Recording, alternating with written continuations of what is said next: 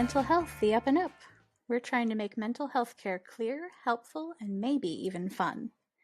We're chatting with licensed therapists, but this is not therapy. These are simply thoughts and ideas for you to discuss with your own therapist and to help you on your journey of complete wellness. Hi, and welcome to Mental Health, the Up&Up. We're here with Geraldine Peterson, licensed mental health counselor. I did get all those words in. Have to check every time. And we're here to talk about mental health in ways that are clear, helpful, and hopefully even fun. Quick disclaimer, Geraldine is a therapist, but this is not therapy. This is just a podcast to give you ideas and thoughts to talk with your own therapist about and just help you as you continue on a journey toward full and complete wellness. Yeah. Yeah, I think just... Yeah, go ahead. Oh, I was just going to say that I think the more information you have, the better. And I think sometimes information can get left out of the therapy process, like the explanations For and sure. why are we actually doing this? So part of the Yeah. podcast is just about that. Absolutely.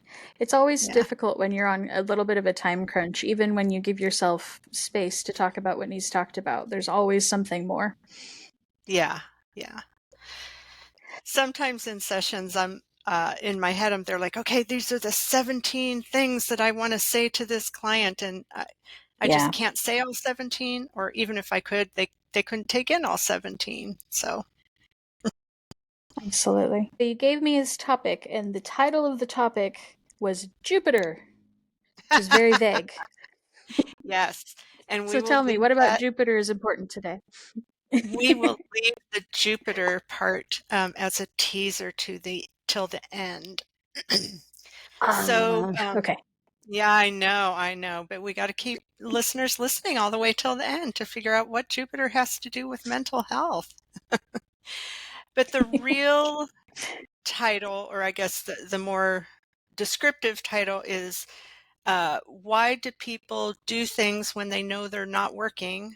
Or why don't people do things when they know they will work? So basically why people do things that don't make sense or don't seem to make sense. Yeah. That's fair. So, yeah. So, Anna, have you ever done something where you're there like, oh, this is so stupid. I don't know why I'm doing it. Not that I expect you to admit course. We There's all... always that thing of why did I respond that way? Why did I react that way? Why did I even decide to walk in this room and do this thing when I know it's not good for me, when I know blah, blah, blah, blah, blah, blah, blah. There's always whatever. Why did I eat those 7 donuts? I know it's not good for me. Right. So there's a lot of reasons why people don't do things when they know those things will work, or do things when they know they're not going to work. And we're just kind of going to go through a list of lots of reasons why people do that or don't do that. Okay. And the last one will be Jupiter. So you'll get the answer to that question will be in the back of your mind this whole discussion. So I'm going to use, this isn't the first on kind of my list, but I'm going to use this as an example because I think everybody's experienced this, and I think you'll kind of get what I'm saying. Okay, so have you ever had a splinter in your finger and asked someone to get that splinter out? Yeah, most people have. Yes. And then you hold out your hand to them, and they come at it with a needle or tweezers or whatever, and you pull your hand back. Or that's what I do. And again, even if you don't literally pull your hand back, you kind of get that idea that I want you to get the splinter out, but I kind of don't. It's that instinctive knee-jerk back. Yep. And that's definitely one reason why people don't do things that they know will work or that they know will be helpful. I know it's going to be helpful if you get that splinter out of my finger. my lizard Right. brain, that some people call it, or my instincts, my instincts, or fear, a higher emotion, is going to kind of be in conflict with what I know is a smart thing to do. So yeah, one of the reasons is just those real instinctual responses um, that are just kind of in our uh, real deep set in our brain, you know. Hmm. And again, that splinter idea is a good example that again I think most people can relate to at some level, even if they've never had a splinter. So I've the got a I've got a really simple example of this, yeah. which is when I was in high school and in PE, they tried to make us run hurdles. uh, And the act of jumping over a hurdle is not natural, at least not to me. right, So right, I'm running at the hurdle. I know cognitively, logically, exactly what I'm supposed to do. I'm supposed to jump. I'm supposed to right, move my legs in this way to get over the hurdle. And I run right up to it, and either I stop yeah. or I don't pick up my legs and I trip over the hurdle and fall on my face. Yeah. Actually, I had never thought of that before, but yeah, they're kind of saying run straight full speed into this brick wall, please. Our brain doesn't want to do it. Yeah. So repetition is actually Yeah. one way to combat a lot of these things. But yeah, I love that example. It's like, yeah, here, I would like you to run straight into this barrier, running full speed. Are Again, Yeah. cognitively, you knew this is an exercise, this is a skill I'm learning, and the back of your brain is sort of like, what are you doing, Anna? Protect, protect, protect. Right. So, so definitely one big reason that instinctual response, or that higher emotion response, like fear, um, Hmm. uh, it definitely can interfere with us doing things that we kind of cognitively know will help us. So that'll stop us. Like if I said to you, "Hey Anna, I'd like you to run towards this hurdle and then trip and fall in your face," you kind of know that's not going to be helpful, but you do it. Not terribly. Not terribly helpful. So another real simple reason why people don't know, or why people don't do things that they know are going to be helpful, is that they lack some information, either the information that that thing actually would be helpful, or some part of information about how to do that thing, or why that thing is helpful, or what parts are helpful. Okay. And the example I use here is like getting kids to pick up wet towels off the bathroom floor, which I think most parents know that kids just don't do. Right. But if you give them the information that, basically germs grow on warm, wet, dirty things, that's why I'm asking you to pick up the towel, not just to make you annoyed at me, but literally, we don't want germs to grow here. Or we don't want you to eat in your room because, if you leave food in your room, ants and maybe even mice might come, and we don't want that in your room. So to have that piece of information to kind of say, oh, that's why I'm supposed to do that. Or any skill in sports, like sometimes people just don't know, how to catch a ball or how to throw a ball. And people maybe say a general thing like, throw the ball. And if I don't know specifically how to do that, I'm not going to throw the ball correctly, Just So will you just do it? You just throw yeah, it. Yeah. yeah. And the hard part about that is some people are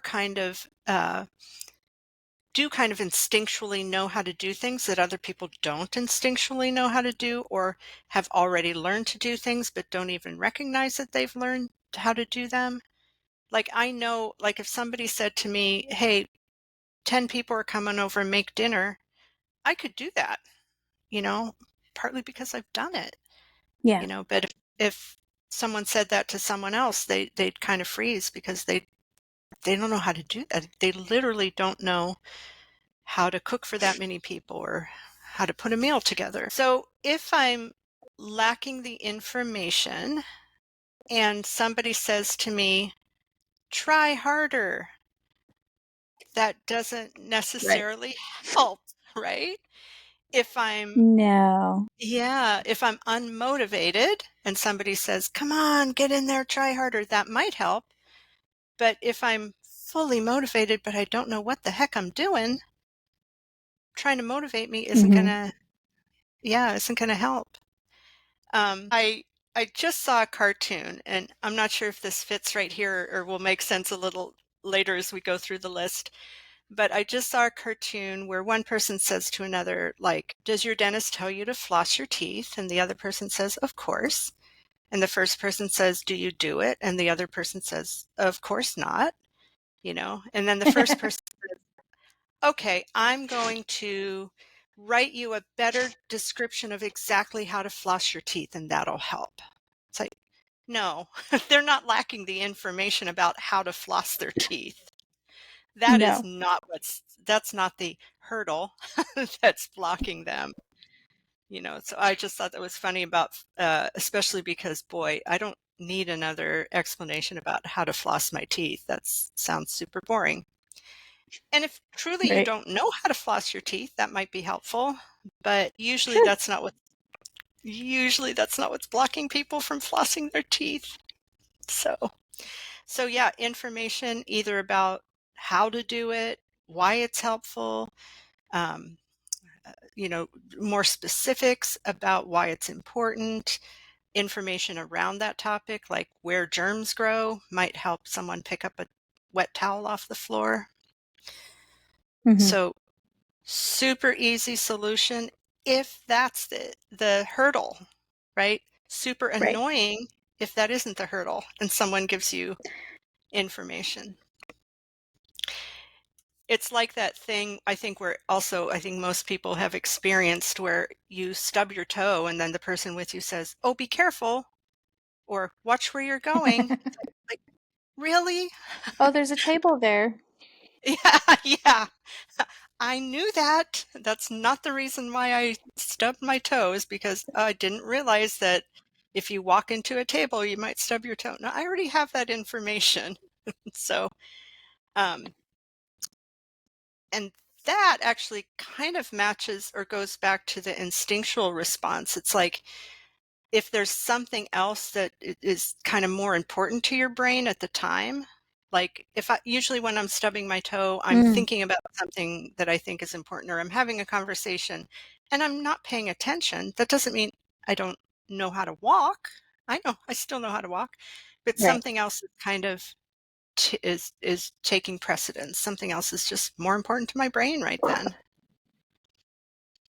Makes sense. Yeah, I hope so. So, kind of related to information is sometimes people literally don't have the skill. Even if they have the information, they don't have the skill about how to do that thing. And again, you can see this in sports or in music, or any kind of or juggling. Someone can explain to you how to juggle. You can know how to juggle. Hmm. It still takes some time for your body to figure out how to do that. So skill is a huge part of why people sometimes don't do things that they know are helpful, is because they just haven't had the practice. They don't have that skill. All the way down to learning how to read and write.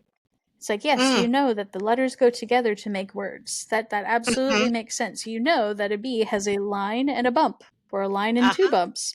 That doesn't mean your hand knows how to put those where they belong. Right. It's part of the struggle, and where we have to have patience with ourselves and the kids. Yeah. Yeah. Good point. There's also something where when we have a skill, we tend to assume everybody else has that skill, which is Yeah. not true. And I try to be mindful of that when I do therapy sessions. I know the therapy process.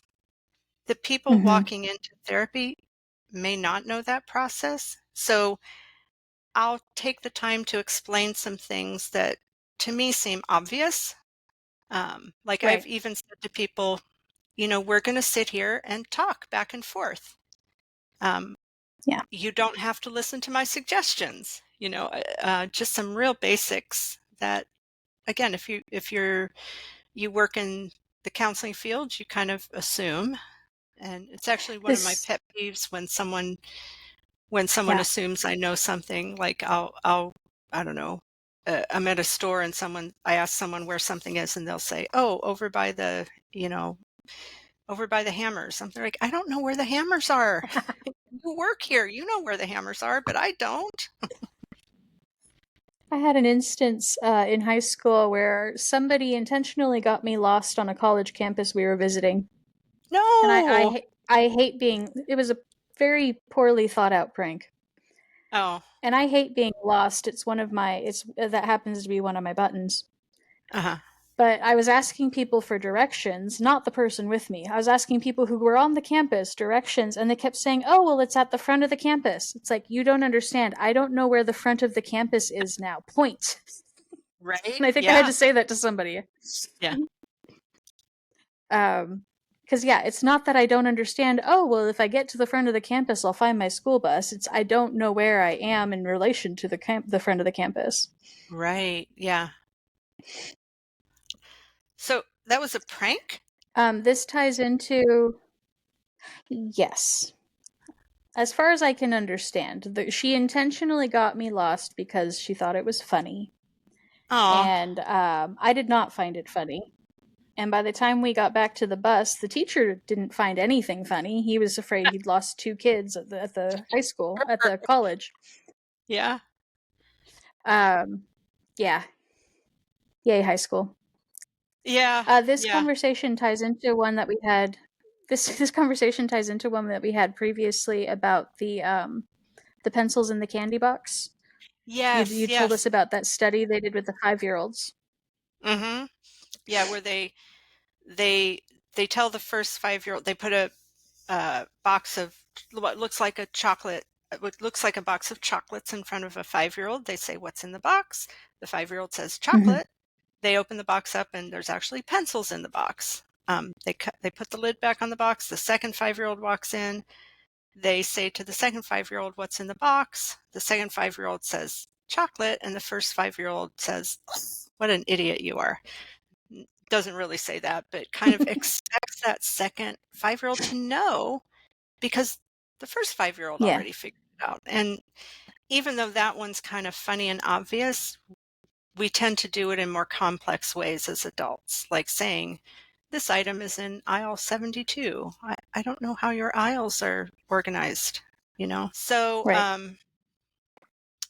another reason is purely habit. Like, just I'm not in the habit of Mhm. doing it, which kind of goes back to that flossing my teeth thing. I may understand how to Yeah. do it, understand that it's important to be motivated to take care of my teeth, but my body doesn't remember. It hasn't developed that habit yet. Hmm. So for all those things, if someone tells me to just try harder, or to really want it, or basically says all those motivational things that we tend to say, and if the issue isn't lack of motivation, it's not going to help me any, you know. Hmm. And if I do have the motivation and somebody keeps explaining to me how to do something, like I really want to learn to juggle, and someone keeps telling me, "Well, you do it this way," and uh, I am motivated to do it, but they keep explaining the process to me. It's like, I already know the process, I just don't have the skill. Or so basically it's like you need to figure out what the hurdle or what the block is before you kind of try to fix the situation, whether it's helping someone else fix the situation or helping Hmm. yourself fix the situation. There's a lot of times I'll talk to clients and they'll say, oh, I must not be motivated to do this because I know it's going to work and I just don't do it. So I just must not want it. Well, maybe, but maybe not. So, information, skill, habit, motivation. What else? Higher need, like a higher instinctual need, or Yeah. attention to something else, or a higher, a fear, or, talking to someone so you're not paying attention to where you're walking and that's why you stub your toe. So if you've addressed all those things and you or the person you're working with still isn't doing what they know to be helpful, if they truly know that that's going to make their life better and they're not doing it, instead of just throwing up your hands and say, well, they just don't want it or they're not trying hard enough, we try to look for the not easily the not readily available answer. But we know there's a reason back there somewhere. We just don't know what it is. So if Okay. we've kind of covered all those things and still I'm doing something that I know isn't helpful, and I guess I'm going to use like a phobia in this situation. Like if I'm terrified of orange shirts, right? And somebody says, "Hey, orange shirts aren't dangerous. I know I have the skill to not be scared of orange shirts. I have all that. I'm motivated. I don't want to be scared of orange shirts, but I still am." Then, especially in therapy, you and your therapist's job or the next step is to say, well, clearly it makes sense somehow that you continue to be afraid of orange shirts. Mhm. So let's figure out what the reason is. And this is where you get the answer of why I call this Jupiter. When astronomers, is that who studies Yep. planets? Thank you. Yep.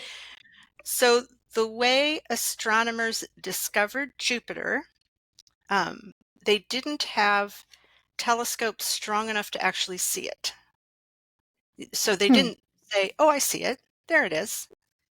But what they did see was changes in the orbits of the planets that were closer to the sun, that sometimes there'd be like a little Okay. blip in their orbit, at this portion, at this spot in their orbit and this far. And then other times it would be a completely different space or a different place where they had a blip in their orbit, and then the other planet would have a different blip in their orbit. So astronomers didn't see Jupiter. They couldn't see, touch, taste, smell, or hear it.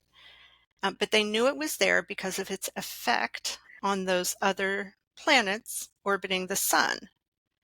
And again, they could have said, well, our theory Mhm. about orbits just must not be right because these inner planets are just crazy. Or they must just not be motivated to stay in their orbit. They said, no, we're going to assume that these planets aren't random and crazy. We're going to assume that they make perfect logical scientific sense. And we're going to look for Mhm. the missing information that is consistent with those inner planets making logical sense and following the rules of physics. And the only reason that they would blip at that particular spot in that space in their orbit at that time and that amount is if there's a planet of exactly this size, exactly this far away, orbiting exactly this way around the sun as well. And that's how they knew that Jupiter Hmm. existed. So, and In- the reason I tell that story is in counseling, for me especially, I always assume that the person is motivated, smart, sane, all those things. And of course, we go through that list of, do you have the information? Do you have the skill? Do you have the habit? And if something is still getting in their way, instead of saying, well, I don't know what to do, or, well, you just must not want it enough, I say, let's look for Jupiter. Jupiter has to be there mm. because it doesn't make sense for people to work against their own self-interest. we know that's not true. People For just sure. don't work against their own self-interest. So if you are, quote, self-sabotaging, if you seem to be working against your own self-interest, we just haven't identified Jupiter. Does that make sense? Okay. Yeah? It does. I like that. Yeah, I think it's fascinating. Not just the literal how they discovered Jupiter, but it's a good analogy for not giving up on clients, not giving up on yourself, having that curiosity and that hope that once we understand what Jupiter is, of course, all those other things that seem crazy will make sense. That is kind of a hopeful thought. Ah, Okay. yeah. That makes And sense. I see why we went to Jupiter. I see why we went to Jupiter. Wouldn't that be fun? I don't know. It's a Uh, very gassy planet. It could be smelly. I hear I don't know which planet it is, but the one that like rains diamonds. I don't know which planet. Oh, yeah. I don't remember. Yeah, which that would be kind of fun. Also potentially painful.